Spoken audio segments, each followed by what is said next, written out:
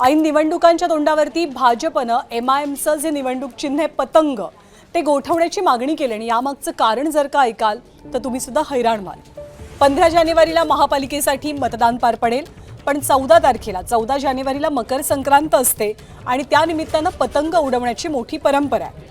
मात्र संक्रांती निमित्तानं पतंग उडवला तर आचारसंहितेचा भंग होईल म्हणत भाजपनं MIMचं चिन्ह गोठवण्याची मागणी केली आहे। भाजपच्या मागणीला MIMचे नेते इम्तियाज जलील यांनी विरोध दर्शवताना काय प्रतिक्रिया दिली आपण पाहूया।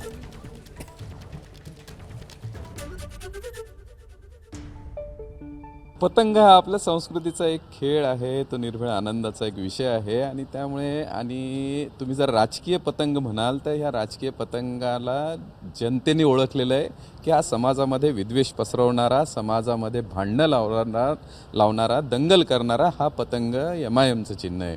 तांत्रिक गोष्ट खरोखरच म्हणजे MIMचा हा तांत्रिक गोष्ट म्हणून गोठवला पाहिजे।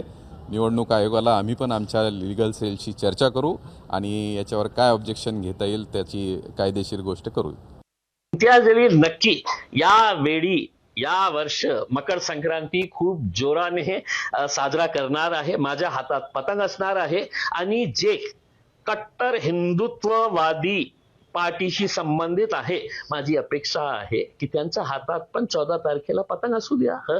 आपण बघू कोण कोणाला कापतं। त्यावेळी तर एकनाथ शिंदे साहेब हेलिकॉप्टरमध्ये घेऊन आले होते मोठे बॅग, म्हणून पराभव झाला। तर महानगरपालिकेमध्ये ते शक्य होणार नाही।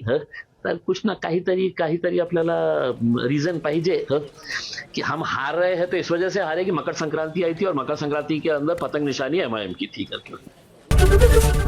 ABP माझा, उघडा डोळे बघा नीट।